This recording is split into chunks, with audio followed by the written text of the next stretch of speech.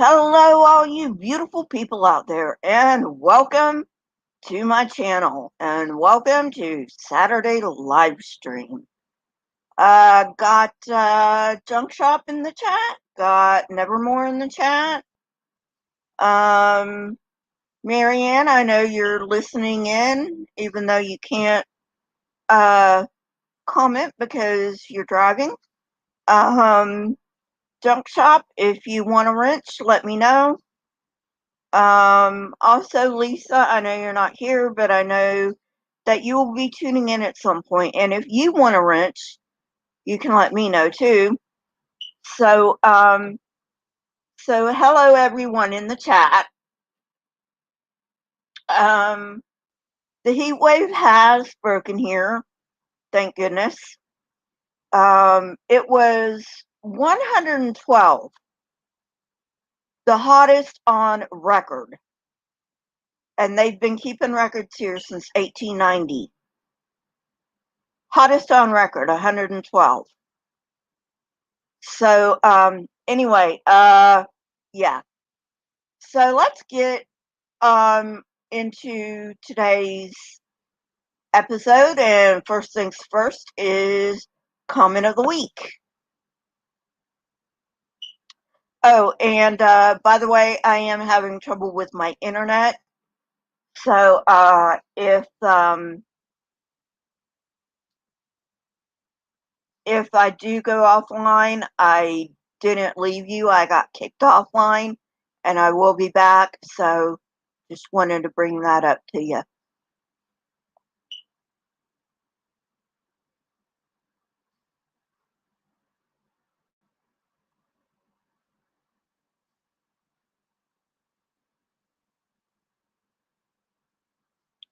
And I am waiting for my comments to come up.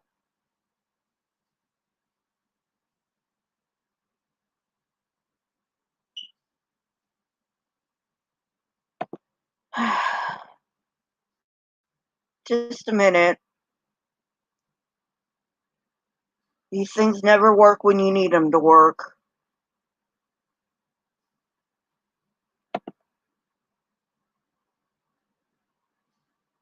Alrighty.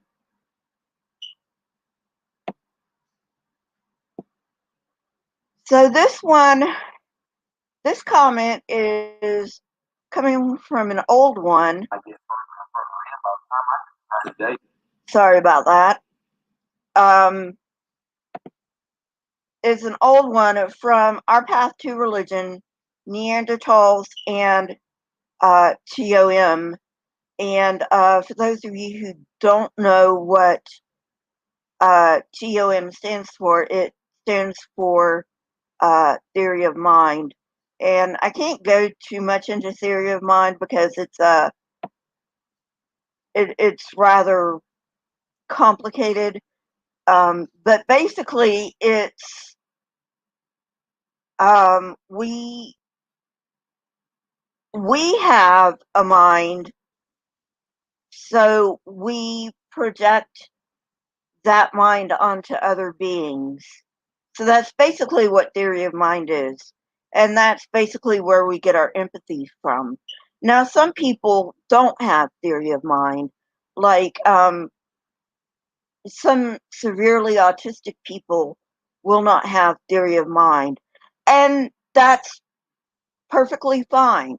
I mean, everybody's different, but there are, for the most part, most people have theory of mind.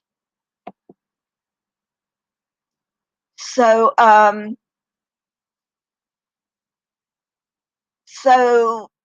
this comment comes from Doorknob Head. He is a longtime subscriber and a longtime viewer. Thank you very much, Doorknob Head.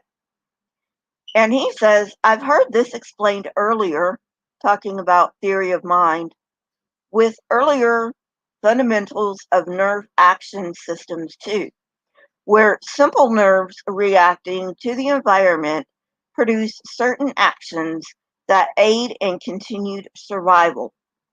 More and more nervous systems are added over time that aid in survival. Okay, so I want to jump in right here. I think what he's talking about here is the cortices. We have the cerebral cortex, which is and then the neocortex, and the neocortex is the last to develop in human beings. And that's what makes us human.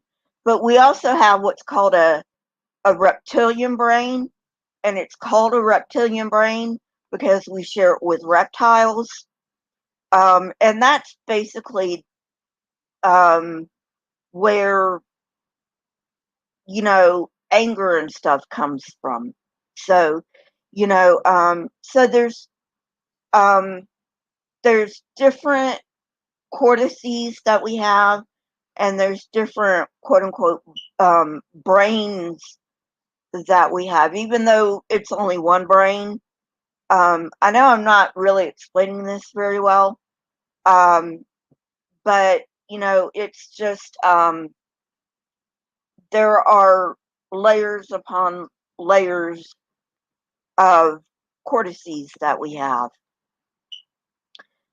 Okay, back to his comment. At some point, these systems benefit by being monitored by an overriding overwatch system. And by this, he means the frontal cortex, um, which is basically especially the prefrontal cortices. We have two of them, right and left. They're right above the eyeballs. Um, and these basically have the function of overriding the baser systems. Like, they're our prefrontal cortices are the ones, are the part of the brain that basically say, no, you shouldn't do that because it's rash and it's going to get you into trouble. Okay, back to his comment. And later on, the monitor system creates a quote unquote theory of self, my words, which later can be projected outward as the theory of mind towards others, monitoring them as best as it can because that also aids in continual survival. From the simple to the complex, as would be expected in a natural world with evolved life forms of increasing complexity. For you creationists, that means that no, we have things in common with reptiles, such as the reptilian brain. Okay? Why would we have that if we didn't evolve?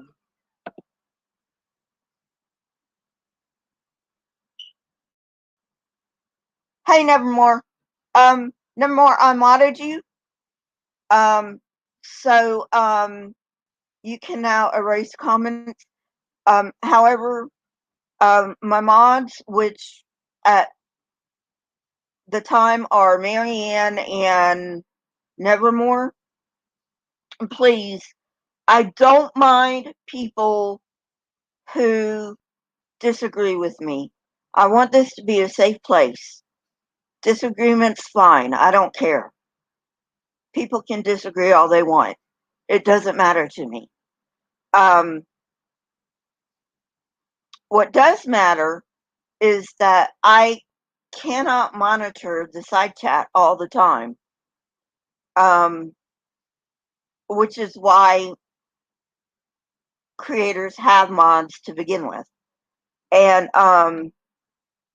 the main things that I need you mods to be on the lookout for are slurs of any kind, homophobic slurs, racial slurs, um,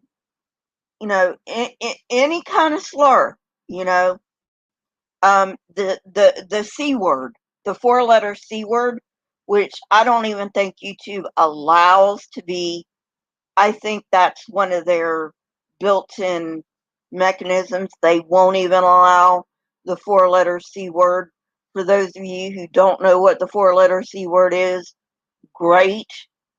Don't worry about it. You don't want to know what it is. But for those of you who do know what it is, yeah, junk shop. And I don't know whether you were here when I said if you want to mod, let me know. If you want a wrench, let me know. It's not like I trust you. And I trust your judgment. So, I mean, it's not like any big thing, but just let me know if you want a wrench and I'll wrench you. So anyway, getting back to uh, what's pertinent to the stream is today in history, the Battle of Gettysburg ends. Yay! And for you non-Americans, this is the American Civil War. The Battle of Gettysburg was the turning point in the American Civil War. On the third day of the Battle of Gettysburg, Confederate General Robert E. Lee's last attempt at breaking the Union lines ends in disastrous failure. Just a minute. I don't know what's going on. Something's interrupted me. It cuts through tough grease with. Just a minute, guys. I muted this thing and it unmuted itself. Go figure. Murphy's Law, everyone. Anything that can go wrong will go wrong. Just a minute. Well, you know what? I don't really need to read it because I know basically what the Battle of Gettysburg was. Every American knows what the Battle of Gettysburg was. So I'm just going to exit out of this and I'm just going to wing it. You can find it on history.com/thisdayinhistory.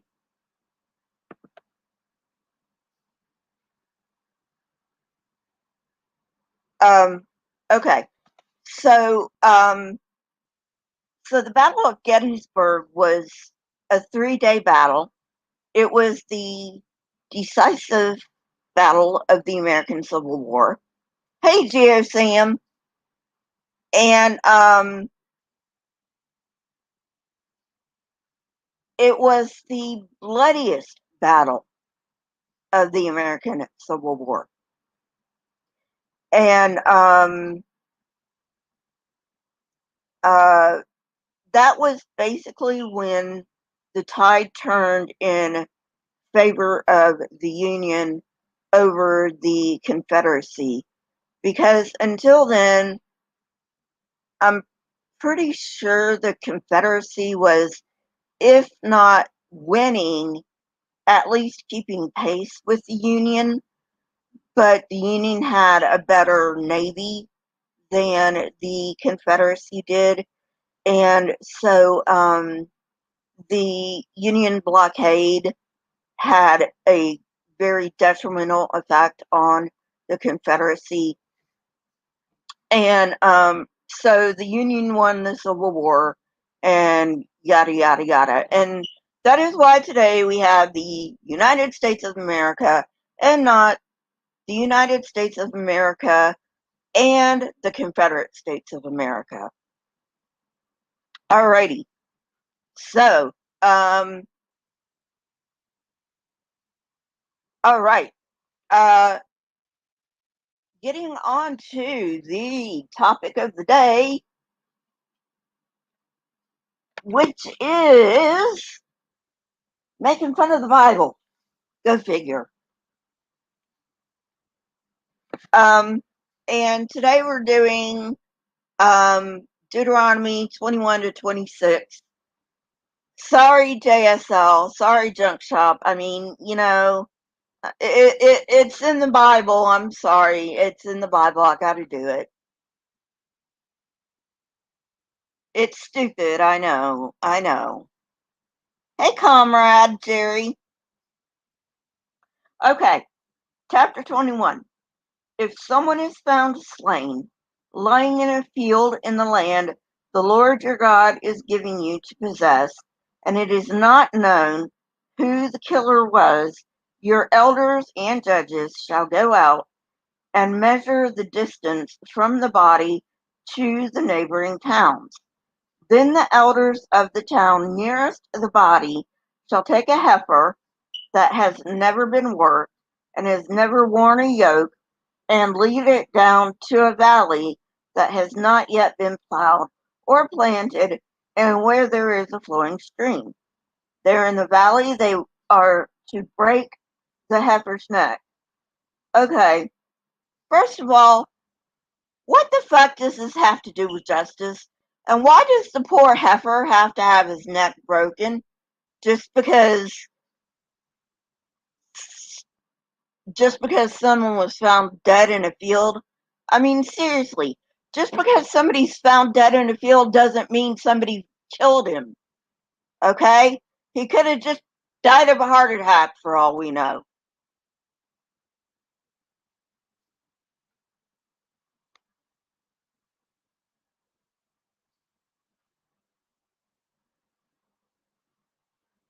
Verse 5.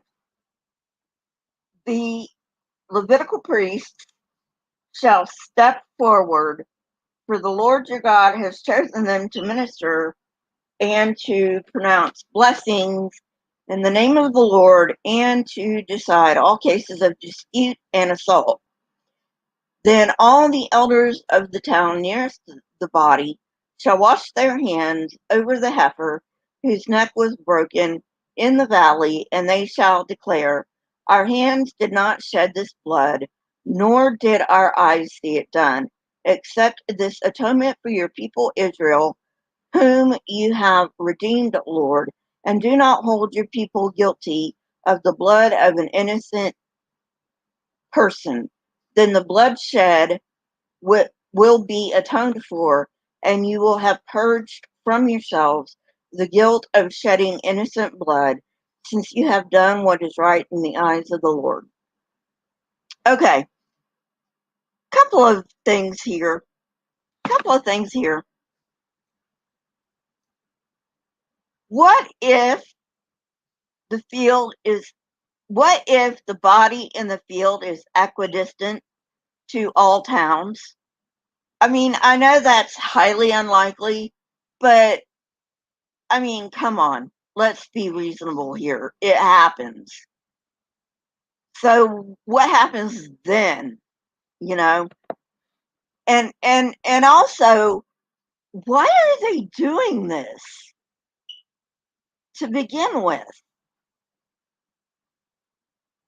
Yeah, I mean, it doesn't make any sense.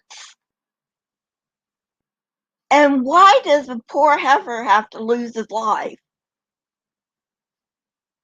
That doesn't make any sense either.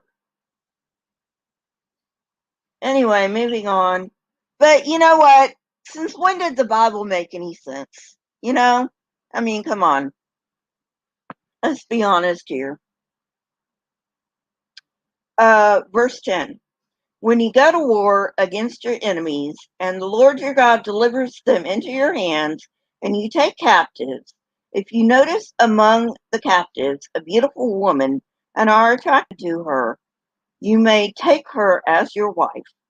Bring her into your home and have her shave her head, trim her nails, and put aside the clothes she was wearing when captured.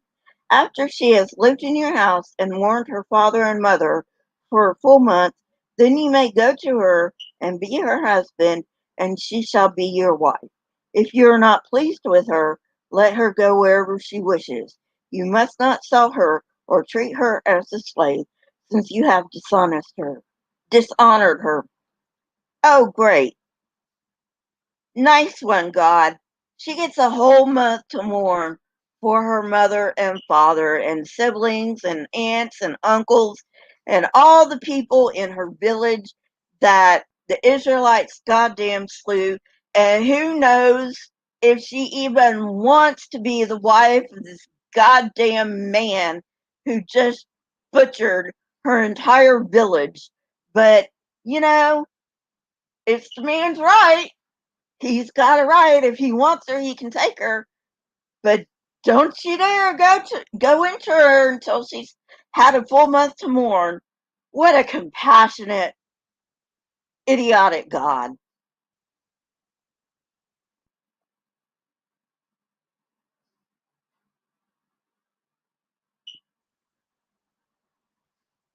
Yeah, right, junk shop.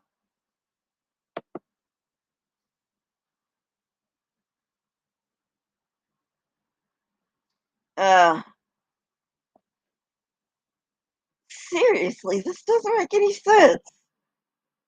Well, junk shop, I do have to tell you, I do have to say, you're forgiven for forgetting about that verse because there's a whole bunch of crap that you've gone through since you've read that verse. So, yeah, I mean, I don't blame you for forgetting about that verse.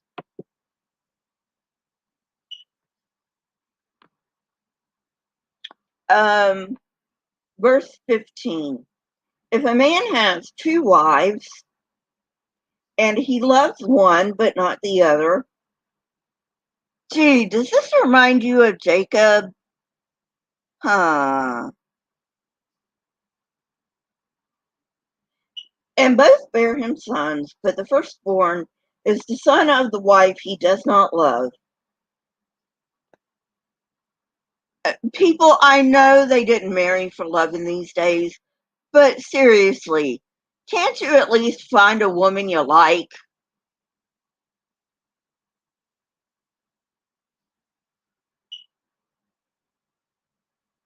When he wills his property to his sons, he must not give the rights of the firstborn to the son of the wife he loves in preference to his actual firstborn, the son of the wife he does not love.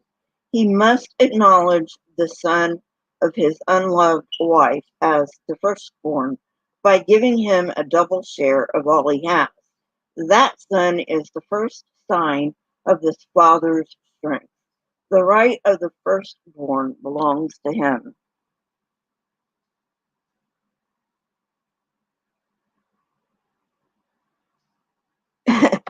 Right, right, junk shop.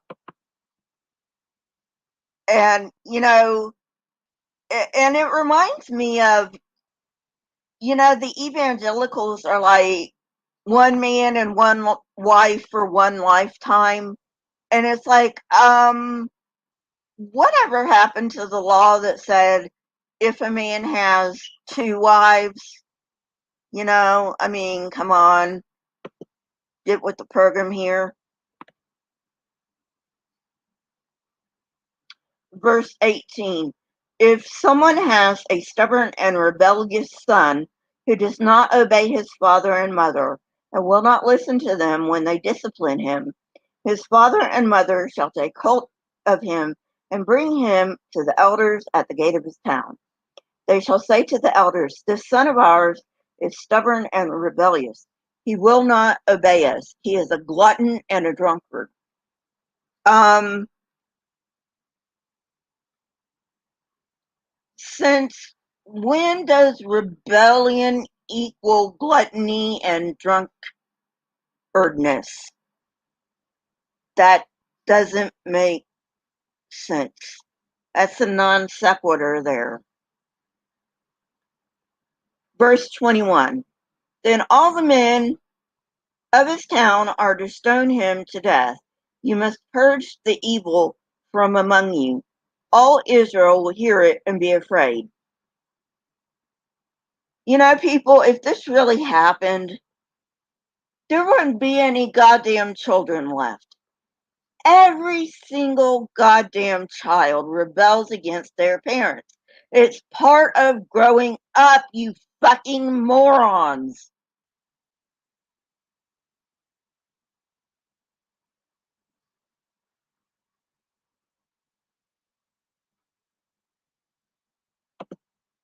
I know, isn't it nevermore? Hey, Lisa. Verse 22. If someone guilty of a capital offense is put to death and their body is exposed on a pole, you must not leave the body hanging on the pole overnight. Be sure to bury it that same day, because anyone who is hung on a pole is under God's curse. You must not desecrate the land the Lord your God is giving you as an inheritance. Okay, hey Marianne. Okay, so I know this is like eons and, well, not eons, but at least hundreds of years into the future from this, when this was written, at least 300 to 400 years when Jesus supposedly came. Okay, exactly, Lisa Irwin, that's what I'm getting to. All right. So what I want to know is, people were like, when I was a Christian, my pastor would say stuff like, the prophets prophesied that Jesus would die on a pole. Well, first of all, Jesus didn't die on a pole, he died on a cross. Duh.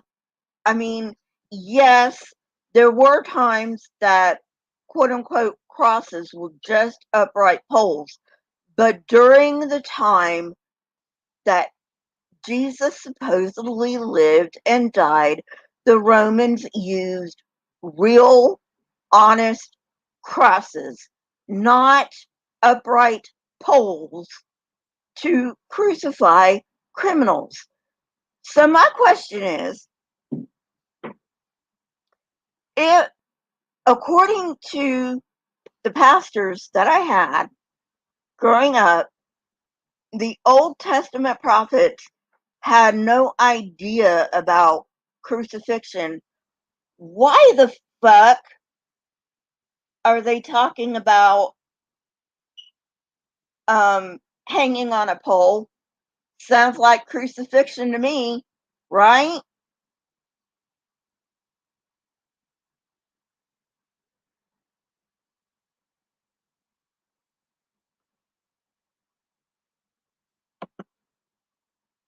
I mean, come on, it's so obvious. Once you get out of the brainwashing, it is so goddamn obvious that this is just a bunch of shit.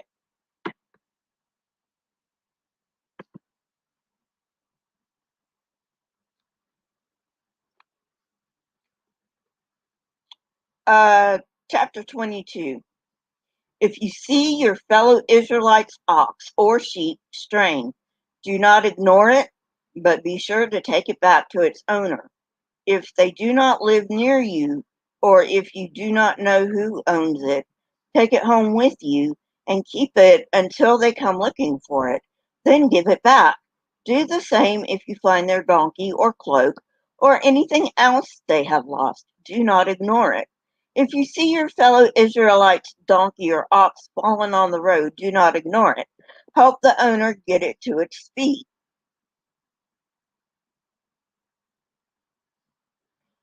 Verse 5. A woman must not wear men's clothing, nor a man wear women's clothing, for the Lord your God detests anyone who does this. Okay, so this is where the evangelicals get the shit about women shouldn't wear pants.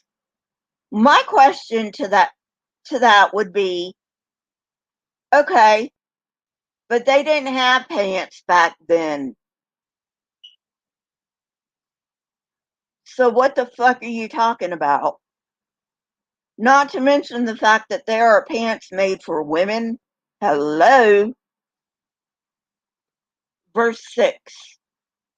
If you come across a bird's nest beside the road, either in a tree or on the ground, and the mother is sitting on the young or on the eggs, do not take the mother with the young.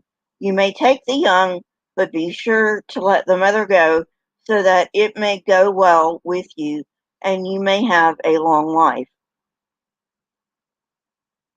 Why? Why isn't it the other way around? It should be the other way around.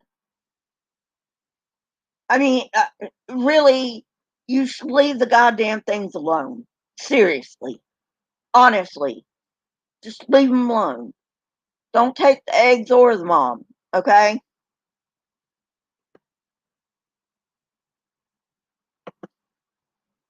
For those of you who don't know what this joke is, it's an inside joke in the XJW community.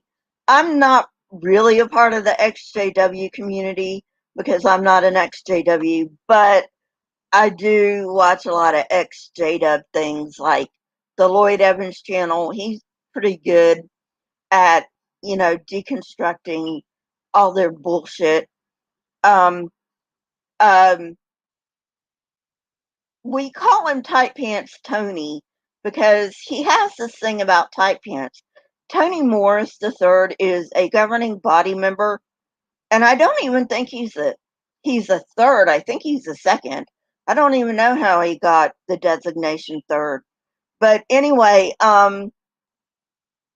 he um he has this thing about tight pants, and they're really not all that tight. They're just like tapered, you know. But he goes on and on and on and on and on about tight pants, and it's been that way for like 5 years now. So that's where the tight pants comes from. But I mean, seriously, Tony, if you're watching this, and you're probably not because I'm using fucking goddamn a lot, but if you're watching this, you need to look to your own goddamn backyard and stop fucking drinking so much. You are a drunk, and yes, I call a spade a spade. You are a goddamn fucking drunk, and you need to look out for your drunkenness before you go looking into your neighbor's yard to find a shit that's wrong with your neighbor's yard.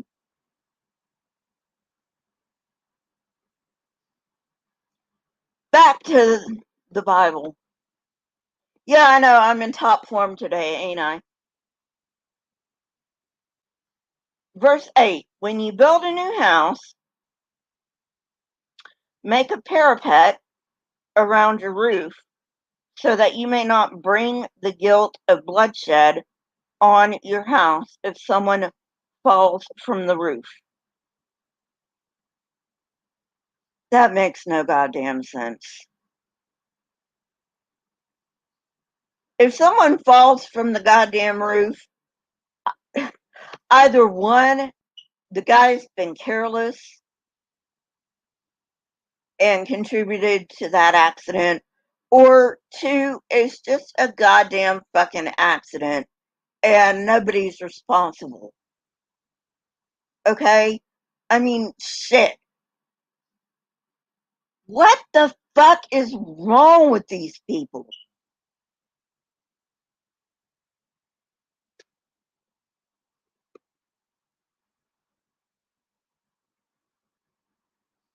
Verse 9, do not plant two kinds of seed in your vineyard. If you do if you do, not only the crops you plant, but also the fruit of the vineyard will be defiled. Makes no goddamn sense. Makes no goddamn sense. I know, right, Nevermore? How's that my problem? How's it my problem if someone falls off my roof? Seriously.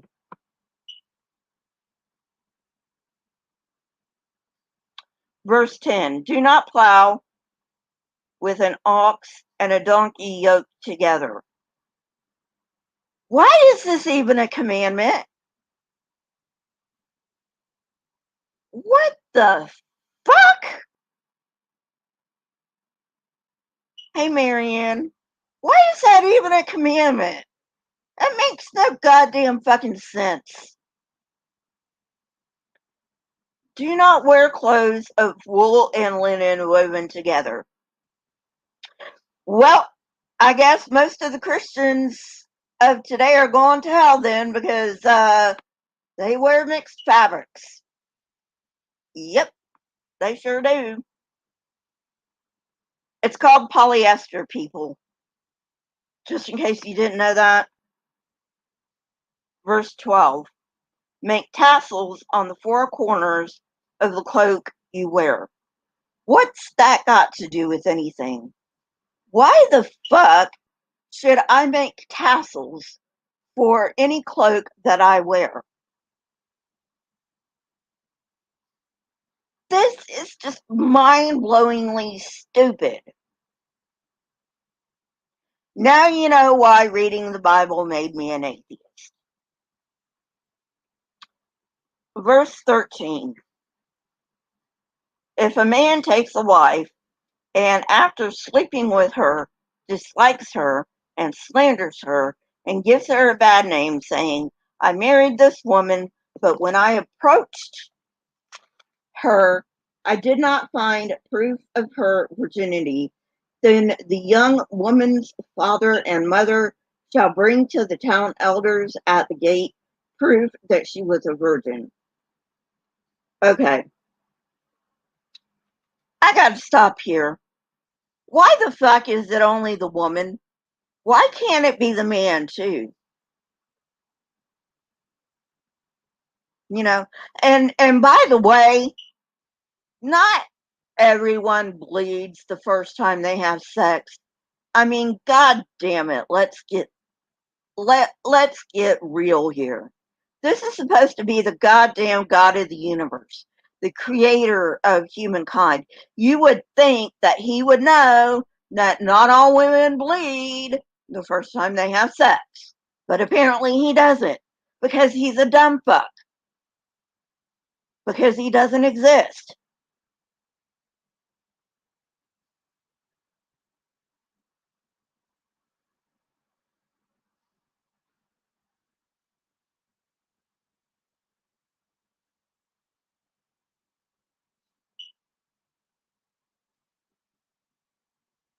Anyway, I'm asexual, by the way. I don't really care, where a man puts his dick or where a woman, I mean, as long as it's between two consenting adults, I don't care. Do what makes you happy, as long as it's between two consenting adults. Verse 16. Her father will say to the elders, I gave my daughter in marriage to this man, but he dislikes her. Now he has slandered her and said, I did not find your daughter to be a virgin. Who the fuck cares? I mean, I know it was a big deal back then, but seriously, who the fuck cares? Like I said, I just got through with an entire diatribe of how some women don't bleed when they first have sex.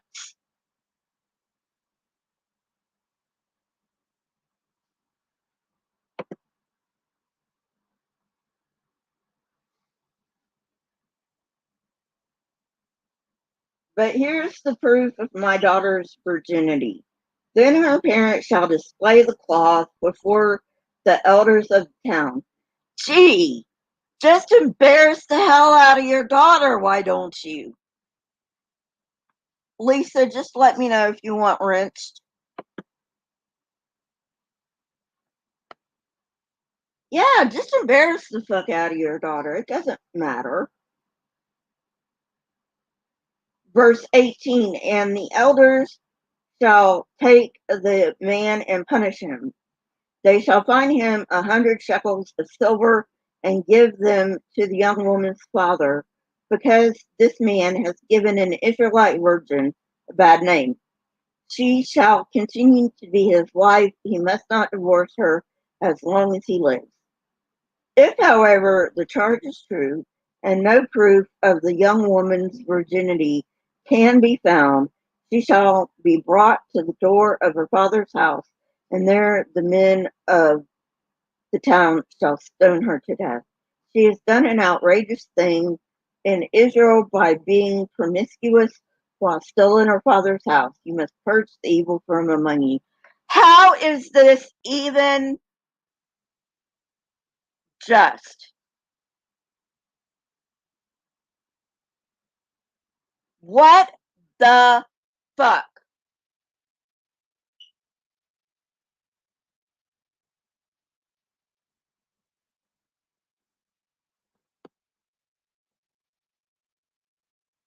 Verse 22. If a man is found sleeping with another man's wife, both the man who slept with her and the woman must die. You must purge the evil from Israel. If a man happens to meet in a town a virgin pledged to be married, and he sleeps with her, you shall take both of them to the gate of that town and stone them to death, the young woman because she was in a town and did not scream for help, and the man because he violated another man's wife. You must purge the evil from among you. Again, what the fuck? The man might have a knife for all we know. Jesus fucking Christ. This book makes me mad.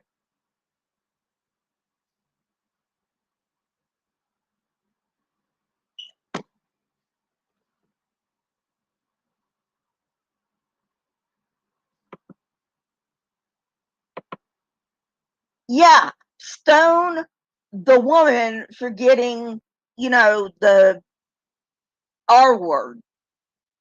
Can't say it because I'll get demonetized, but you know what I mean. Yeah, why don't we just punish the woman twice? That makes sense. I'm being sarcastic here, obviously.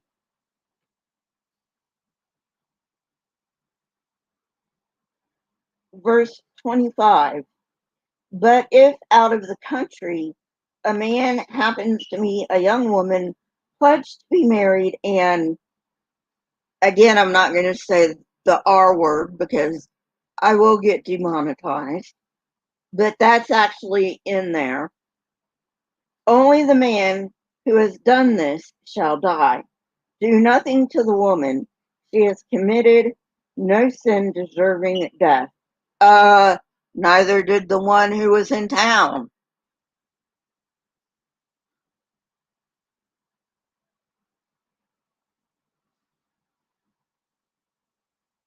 This case is like that of someone who attacks and murders a neighbor. For the man found the young woman out in the country, and though the betrothed woman screamed, there was no one to rescue her. If a man happens to meet a virgin who is not pledged to be married, and again, not going to say the word, her, and they are discovered, he shall pay her father 50 shekels of silver. He must marry the young woman, for he has violated her. He can never divorce her as long as he lives. Great. Again, the woman gets punished.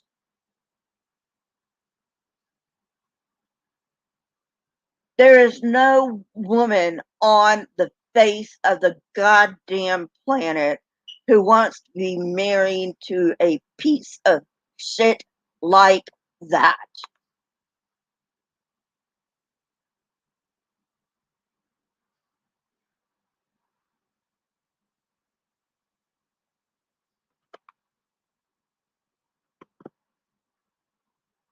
Tell me about it, Lisa.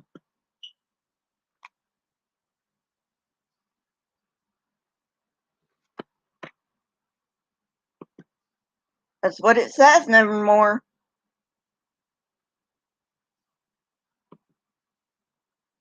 That's what it says.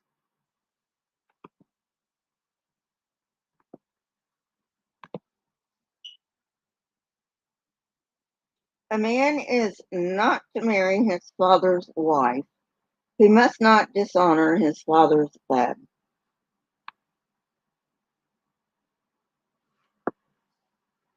don't know, that kind of makes sense, but I mean, if he's not even related to her, then why?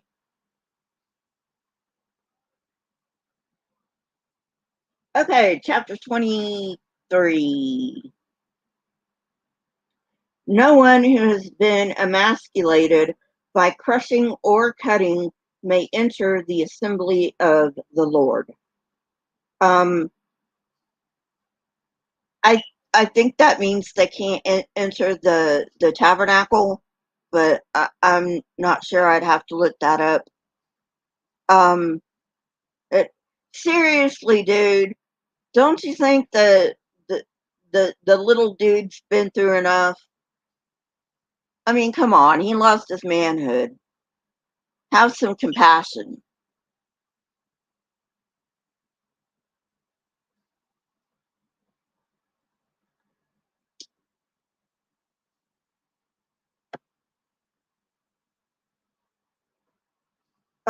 Verse 2. No one born of a forbidden marriage, nor any of their descendants, may enter the assembly of the Lord, not even in the 10th generation.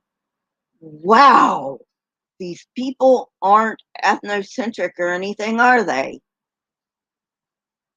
Can't really say racist because all of these people at this time in this area were the same race.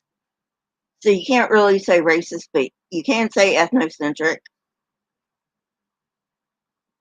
Verse 3. No Ammonite or Moabite or any of their descendants may enter the assembly of the Lord, not even in the 10th generation. Uh,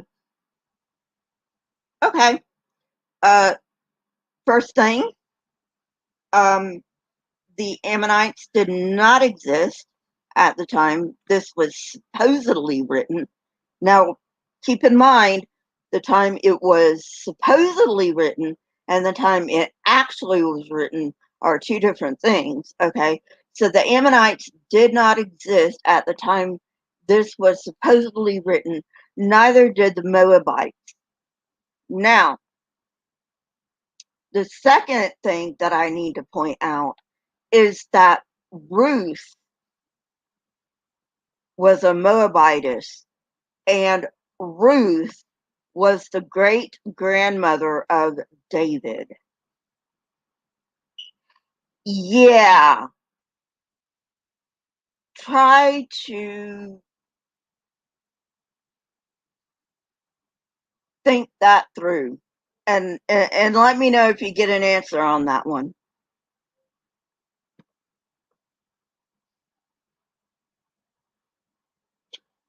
Verse 4. For they did not come to meet you with bread and water on your way when you came out of Egypt. And they hired Balaam, son of Beor, from Pethor and Aram Naharim to pronounce a curse on you. Uh, yeah, but Balaam didn't curse them, so um, why? First of all, why the fuck are you punishing people for something their ancestors did? And second, their ancestors didn't even do it because Balaam didn't even curse the Israelites. Like, duh.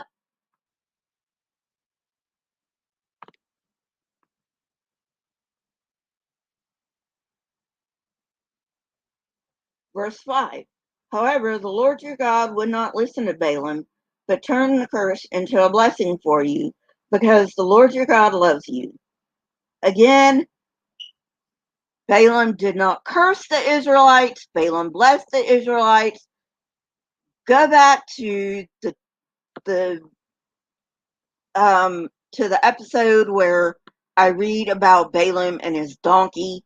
You will see Balaam never, ever, ever cursed the fucking Israelites to begin with. Well, first of all, this story never happened, okay? But second, if you want to pretend the story happened, Balaam never cursed the Israelites. Balaam blessed the Israelites 3 fucking times.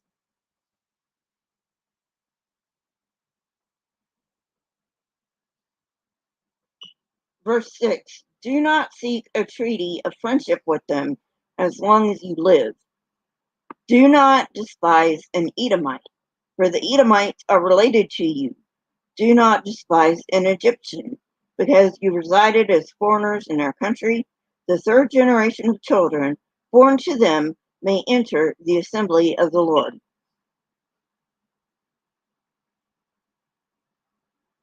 Wow. Just wow. Do I even need to comment on that?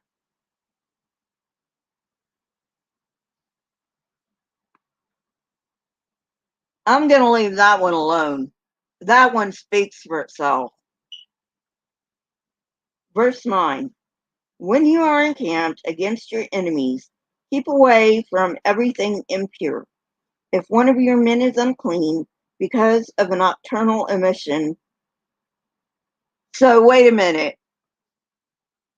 Israelites aren't allowed to have wet dreams? It's not exactly something they can control, God. What the fuck is this?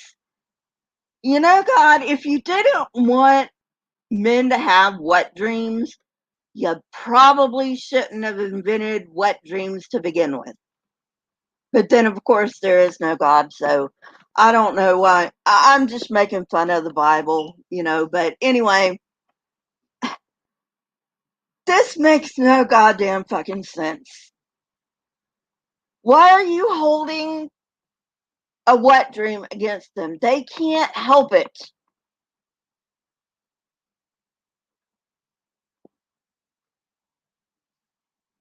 He is to go outside the camp and stay there. Verse 11, but as evening approaches, he is to wash himself, and at sunset he may return to the camp. Verse 12, designate a place outside the camp where you can go to relieve yourself. As part of your equipment, have something to dig with, and when you relieve yourself, dig a hole and cover up your excrement. For the Lord your God moves about in your camp to protect you and to deliver your enemies to you. Your camp must be holy, so that he will not see among you anything indecent and turn away from you. All right. Got a got something to say about that too. Um, I understand where this is coming from. I mean, they didn't understand anything about germs back then. All right. That didn't come until like much, much later. Okay. But I do understand where this is coming from because they probably did understand that, you know, poop attracts insects and all that shit. But anyway, um,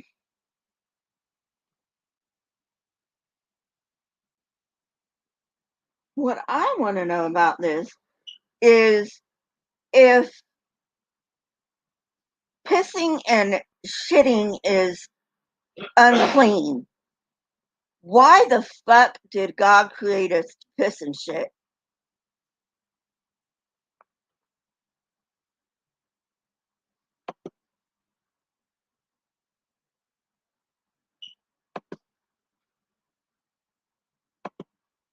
That's what I want to know.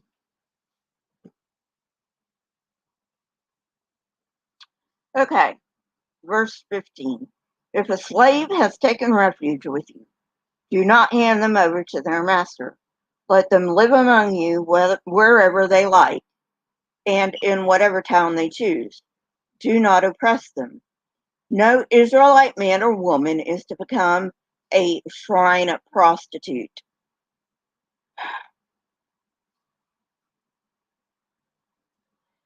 Um,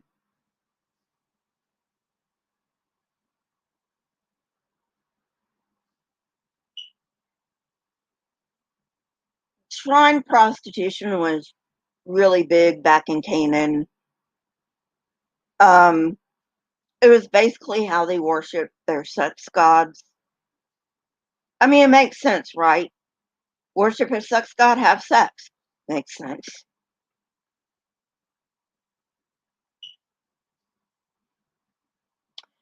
Verse 18. You must not bring the earnings of a female prostitute or of a male prostitute into the house of the Lord your God to pay any vow, because the Lord your God detests them both.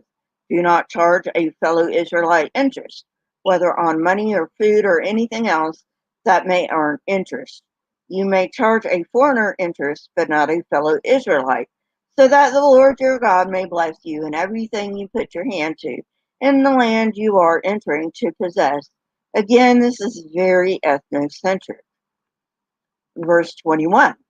If you make a vow to the Lord your God, do not be slow to pay it. For the Lord your God will certainly demand it of you, and you will be guilty of sin. But if you refrain from making a vow, you will not be guilty.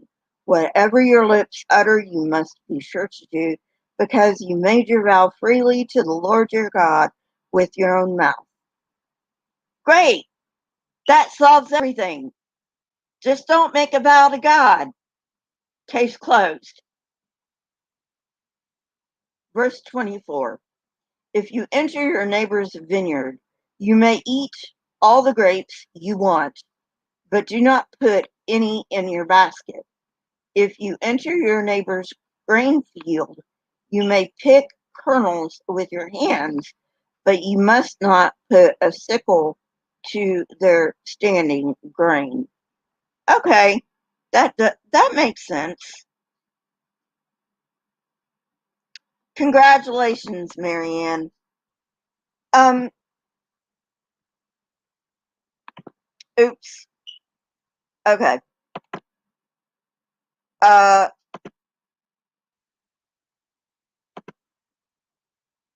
Nevermore. A shrine prostitute is basically um a, people who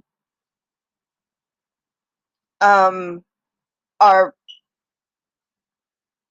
they're usually priests and priestesses of gods um that their job is basically to have sex. Um and that's basically how they worship their gods, is, to have sex. So that's basically what a shrine prostitute is.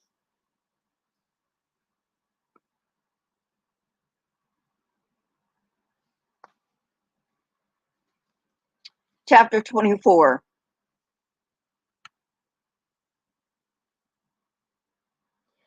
If a man marries a woman who becomes displeasing to him because he finds something indecent about her, and he writes her a certificate of divorce, gives it to her, and sends her from his house, and if after she leaves his house she becomes the wife of another man, and her second husband dislikes her, and writes her a certificate of divorce, gives it to her, and sends her from his house. Or if he dies, then her first husband, who divorced her, is not allowed to marry her again after she has been defiled. That would be detestable in the eyes of the Lord. Do not bring sin upon the land the Lord your God is giving you as an inheritance. Okay, this doesn't make any goddamn fucking sense, because, like I said, God has Alzheimer's.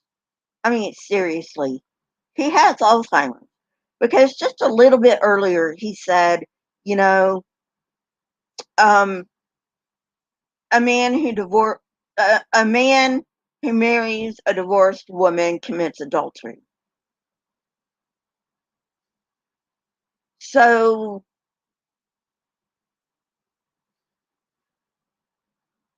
if they're living in this sexually oppressed, and believe me, this is sexual oppression to the nth degree.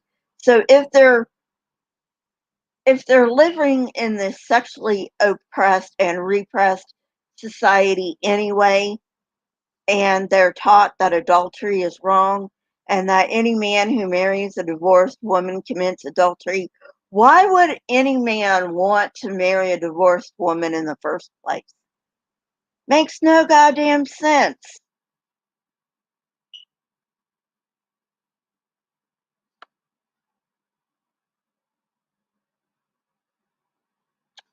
Verse 5.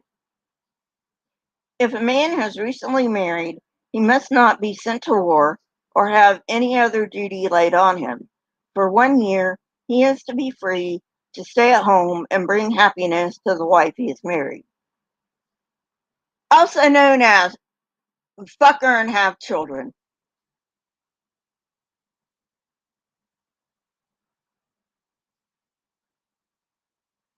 Verse 6.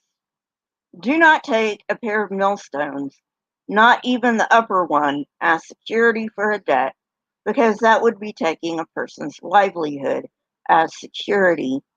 If someone is caught kidnapping a fellow Israelite and treating or selling them as a slave, the kidnapper must die. You must purge the evil from among you. In cases of defiling skin diseases, be very careful to do exactly as the Levitical priests instruct you. You must follow carefully what I have commanded them. Remember what the Lord your God did to Miriam along the way after you came out of the land of Egypt. Now remember, God struck Miriam with leprosy because Miriam was basically complaining against Moses. You don't like the guy I chose? Well, fuck you. I'm going to strike you with leprosy.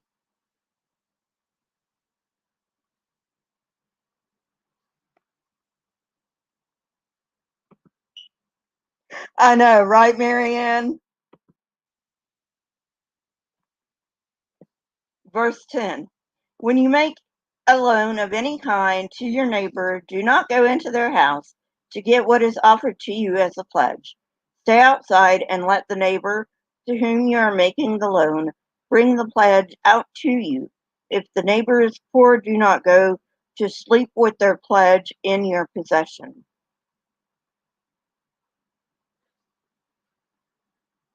I'm assuming that means daughter, because, of course, women were possessions in this day and age. They weren't people.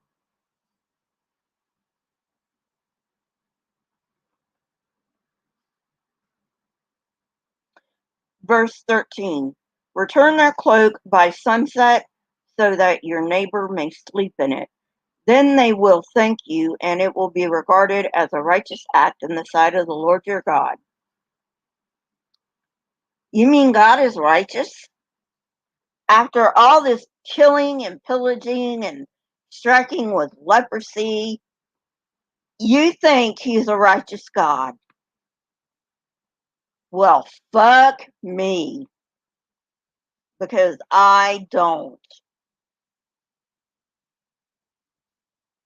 Hey, Dr. Osiris.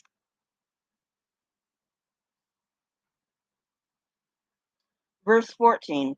Do not take advantage of a hired worker who is poor and needy, whether that worker is a fellow Israelite or a foreigner residing in one of your towns.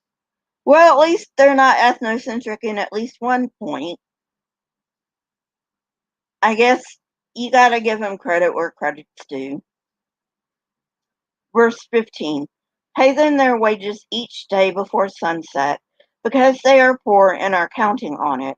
Otherwise, they may cry to the Lord against you, and you will be guilty of sin. Parents are not to be put to death for their children, nor children put to death for their parents. Each will die for their own sin. Okay, so let me read that verse again. Hey, secular pagan mum. Parents are not to be put to death for their children, nor children put to death for their parents. Each will die for their own sin. Then why the fuck do people die because of Adam's sin? You fucking moronic God.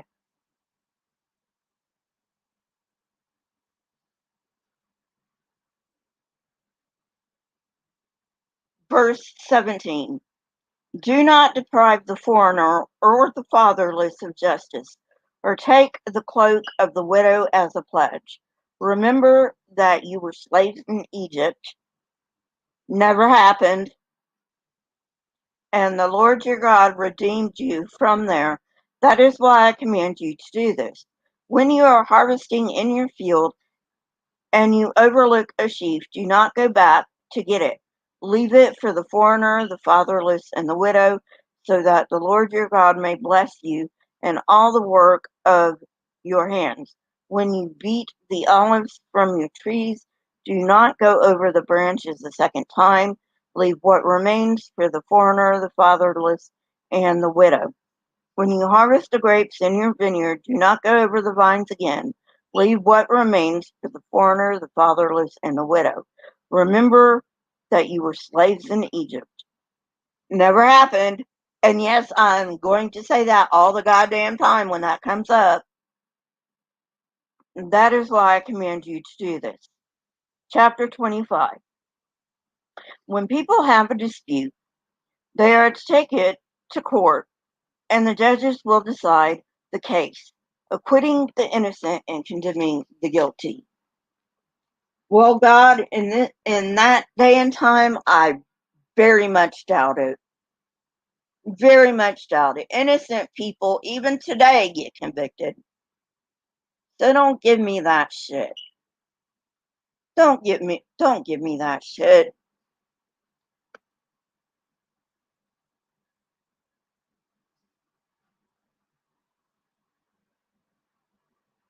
Verse 2. If the guilty person deserves to be beaten, the judge shall make them lie down and have them flogged in his presence with the number of lashes the crime deserves.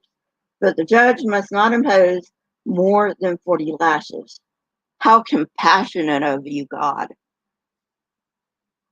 If the guilty party is flogged more than that, your fellow Israelite will be degraded in your eyes. Do not muzzle an ox while it is treading out the grain.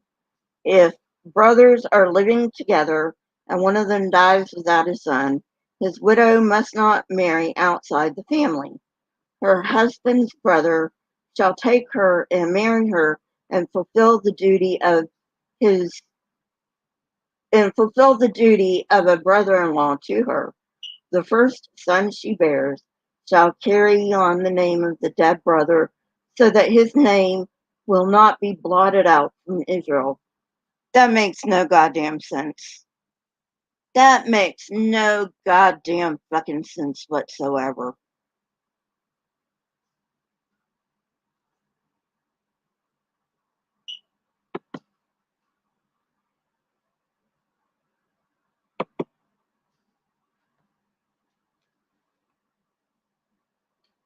Verse 7. However, if a man does not want to marry his brother's wife, she shall go to the elders at the town gate and say, my husband's brother refuses to carry on his brother's name in Israel. He will not fulfill the duty of a brother-in-law to me. Why the fuck should he? It's not his fucking responsibility.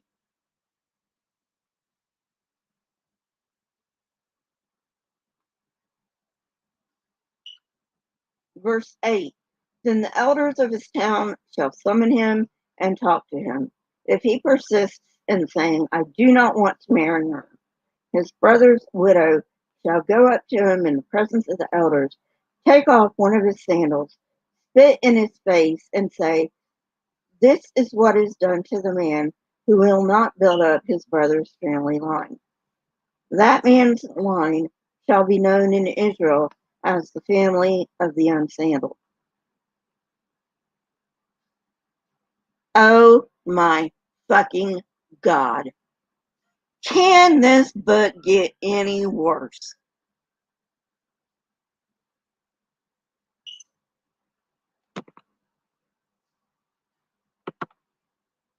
Exactly, Nevermore.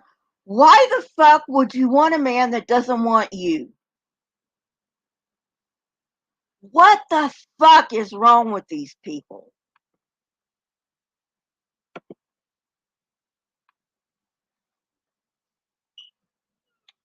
Verse 11. If two men are fighting, and the wife of one of them comes to the rescue, her husband from his assailant, and she reaches out and seizes him by his private parts. They actually say that, I kid you not. You shall cut off her hand. Show her no pity. Wow. Just wow. That does not need any more comment.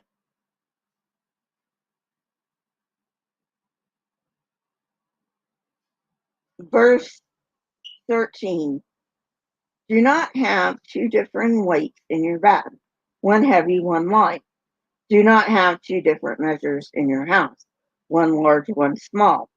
You must have accurate and honest weights and measures, so that you may live long in the land the Lord your God is giving you. For the Lord your God detests anyone who does these things, anyone who deals dishonestly. Remember what the Amalekites did to you along the way when you came out of Egypt. When you were weary and worn out, they met you on your journey and attacked all who were lagging behind. They had no fear of God. When the Lord your God gives you rest from all the enemies around you in the land he is giving you to possess as an inheritance, you shall blot out the name of Amalek from under the heavens. Do not forget. And God again has Alzheimer's, because just a few moments ago he said, the son shall not die for the sin of his father. Hello? Come on, God, get with the program.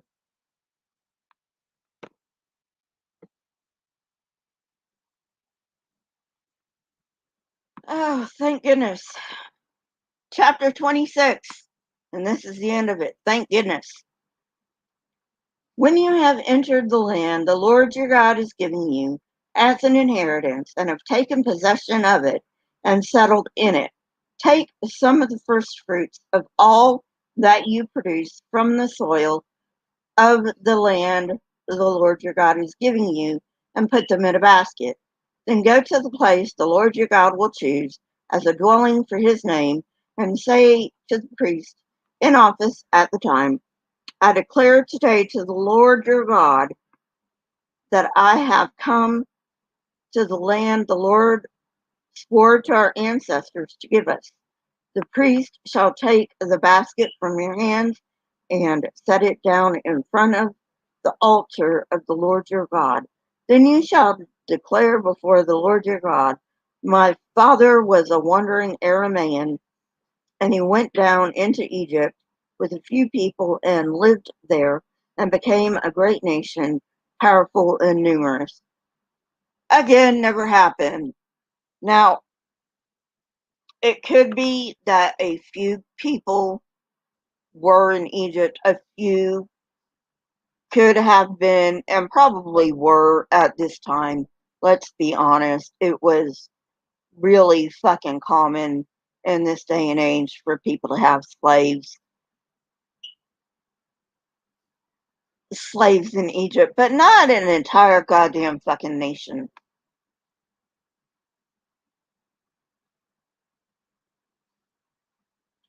Um, verse 6.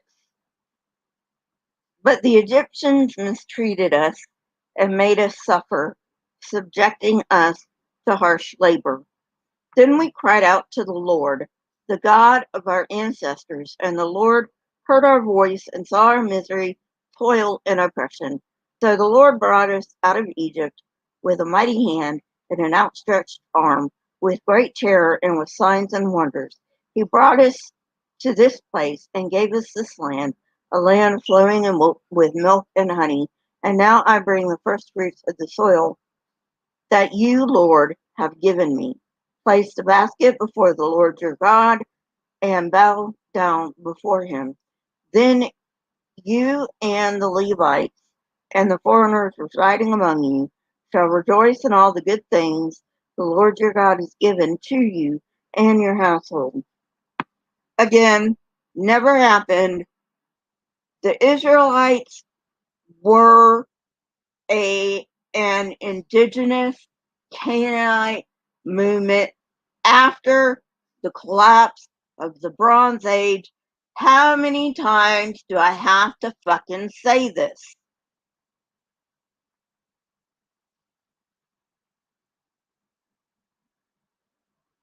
Verse 12. When you have finished setting aside a tenth of all your produce in the third year. Why the third year?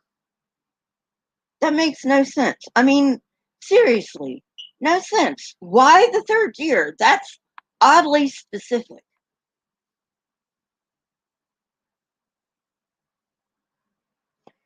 The year of the tithe, you shall give it to the Levite, the foreigner, the fatherless, and the widow, so that they may eat in your towns and be satisfied.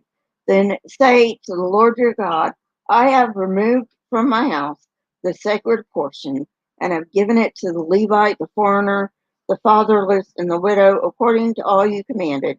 I have not turned aside from your commands, nor have I forgotten any of them. I have not eaten any of the sacred portion while I was in mourning, nor have I removed any of it while I was unclean, nor have I offered any of it to the dead. I have obeyed the Lord my God. I have done everything you commanded me.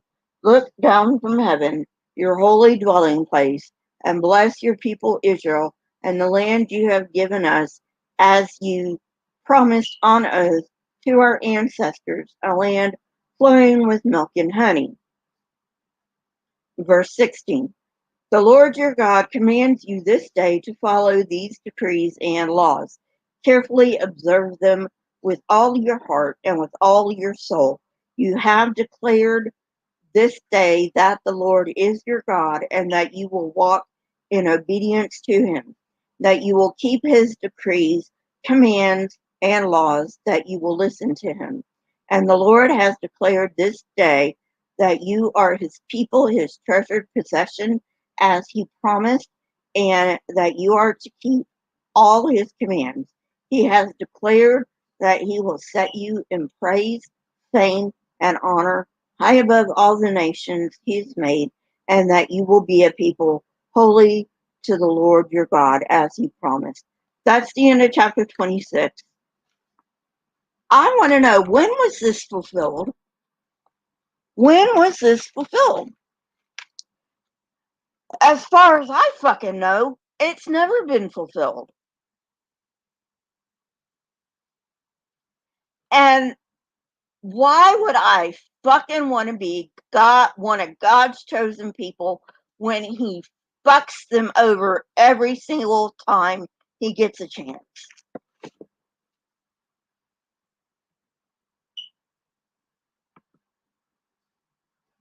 About what, Nevermore? I mean, seriously, think about it. God's God fucks the Israelites over every single chance he gets. If you believe the Bible, of course, which most of it never happened anyway, but let's not forget that. Let's play, let's pretend, and let's say, that everything in the fucking Bible happened even though we know it didn't. Okay? All right.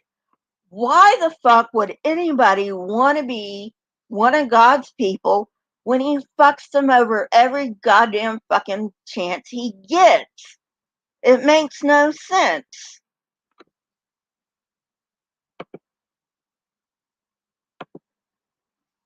Oh, Lisa Irwin said all God wanted was riches, and that's what that was in reference to. So yeah, um, but like I said, you know, um, and I mean, When did God ever give them honor? Never, ever, ever, ever. I mean, in fact, the United Nations, I mean, ancient Israel was a thing. It wasn't as big as the Bible says it was, okay? You got to understand that, first of all. And second of all, this law, this Deuteronomy,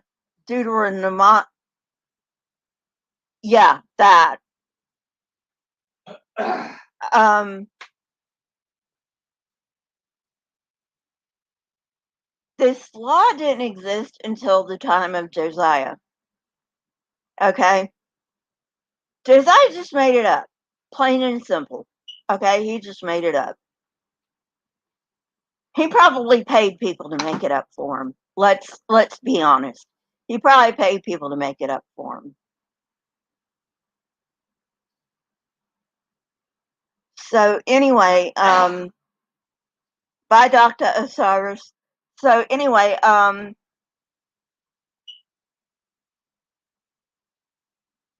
but yeah. So no, Israel was never famous. Israel never had honor among the nations. Israel was a small, teensy tiny little kingdom that kept getting defeated by all these nations. And, you know, spoiler alert, yeah, I'm going to spoil something for you. But when we get into the New Testament and the Jews are under Roman rule, the Romans did not actually conquer the Jews. What happened was the Jews saw that other nations were conquering other smaller nations, and they were a small nation. Okay, so they didn't really like the Romans. Let's face it, nobody really liked the Romans, right? But they were the the big bad boogeyman of the time. They were the people that nobody wanted to mess with. Okay, so the Jewish leaders went to the Romans and made a deal with them, and they said, "Look, we will do whatever you want us to do, as long as you protect us from these other nations." In other words, they were like, you know what? Rome's probably going to fuck us over anyway. So we just might as well get it over with, make peace with them, go to them, say, hey, look, we really don't want these other nations fucking us over. And we know you're probably going to fuck us over anyway. So we might as well just go ahead and say, hey, you know what? We might as well just come to you and, just bypass all these other nations. Because the other nations at that time, they knew not to fuck with Rome. Hey, Germania, they knew not to fuck with Rome. So that's what happened. Rome, initially, Rome never conquered Judea. Now they did later, after the Maccabean revolt. I'm sorry, can't keep my words straight. They did after the Maccabean revolt.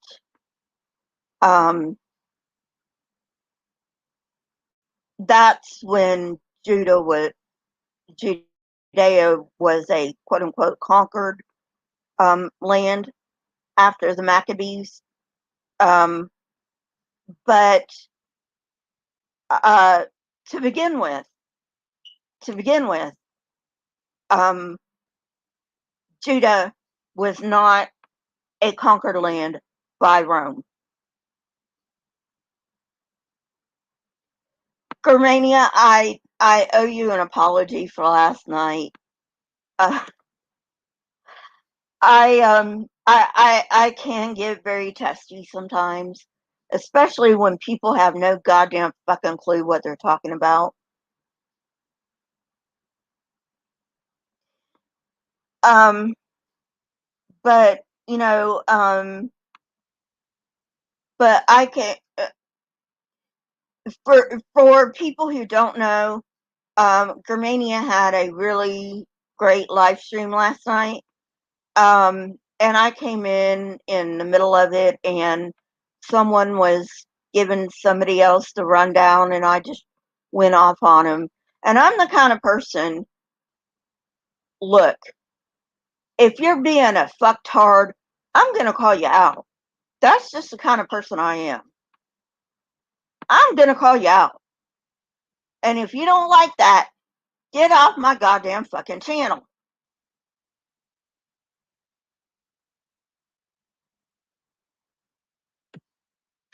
Thank you, girl.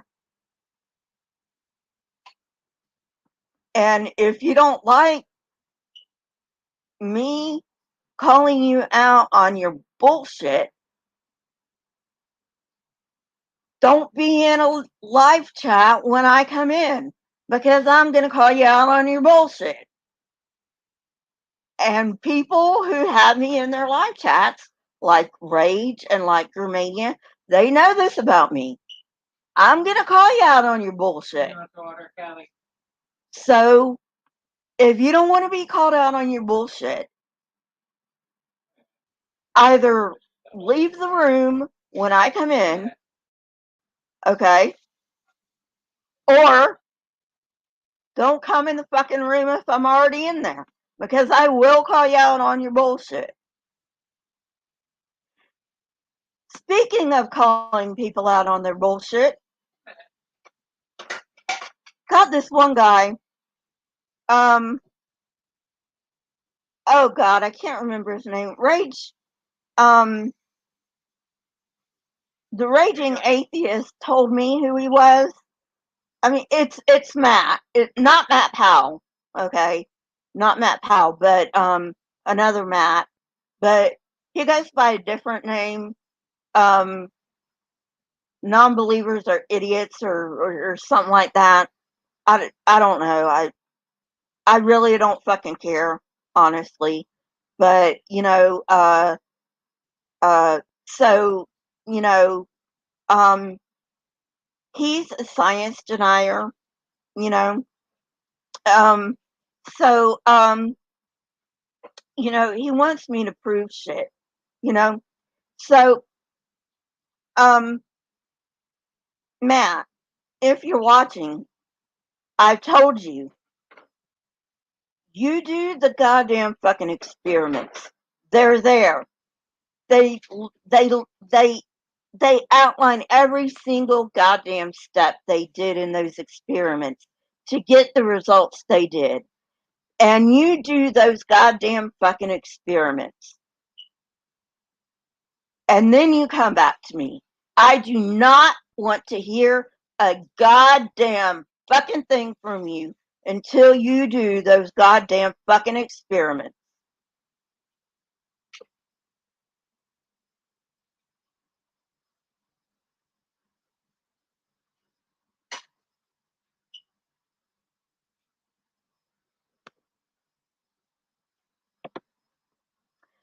Oh, I love GE, Lisa. I love GE.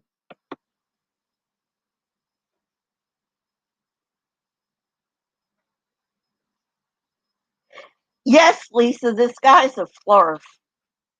He's also anti-vax. He's also a young earther. Let's see, what else is he? Girl, what else is this guy? He's a flurf. He's a young earther. He's a conspiracy theorist.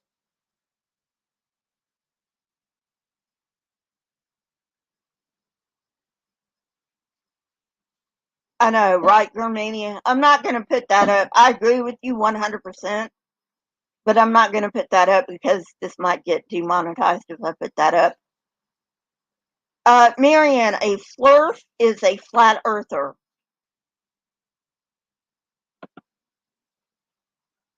A flurf is a flat earther.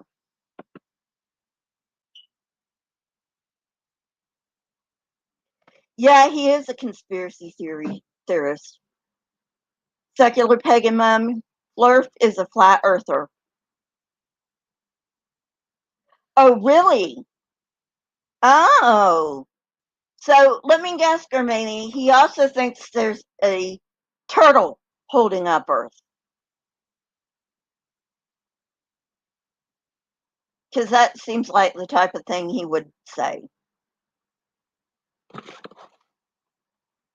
If he thinks there's a giant snake around the Earth, he probably thinks a turtle's holding up the Earth too. Yes, secular pagan mum, flat earther.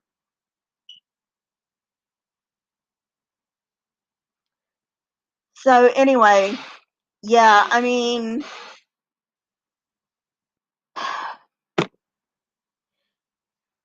you know, Aaron Ra is doing this great um, um, series debunking the supposed lies in the textbook by Kent Hovind. Um, Kent, by the way, people, don't listen to goddamn Kent Hovind. He doesn't know a goddamn fucking thing about science. His, I kid you not. I kid you not. Look this up for yourself. It's on WikiLeaks. If you don't believe me, okay? I kid you not. His doctoral dissertation starts with, "Hello, my name is Kent Hovind." I kid you not. Not that that's really a doctoral dissertation. He got his quote unquote doctorate from a diploma mill housed in a double wide trailer.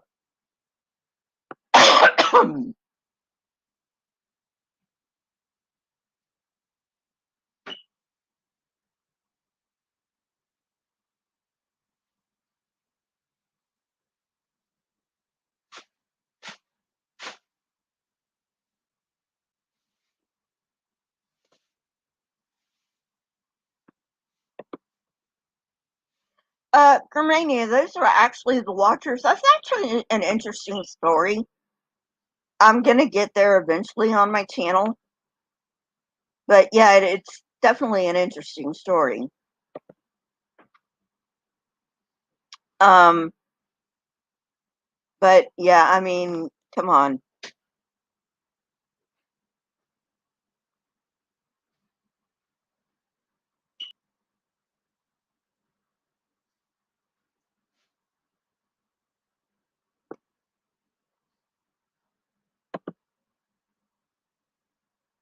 I know, right, Lisa? I don't know how people will take him seriously. I really don't. I really fucking don't. I mean, um, anyway, I was saying about Aaron's series. Um, on one of the episodes I wrote, I commented about, did evolution work backward in Kent's um, situation?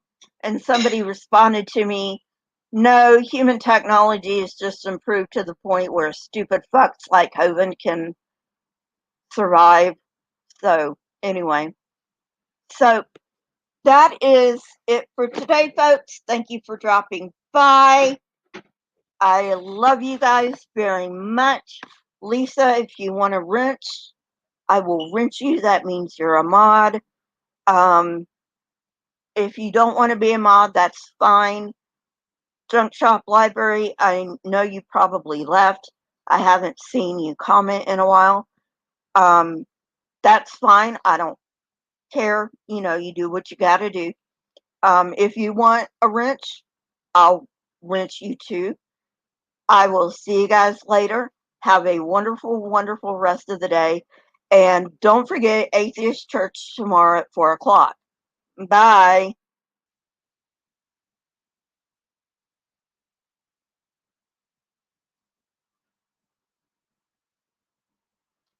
Oh, sure, secular pagan mom. I trust you.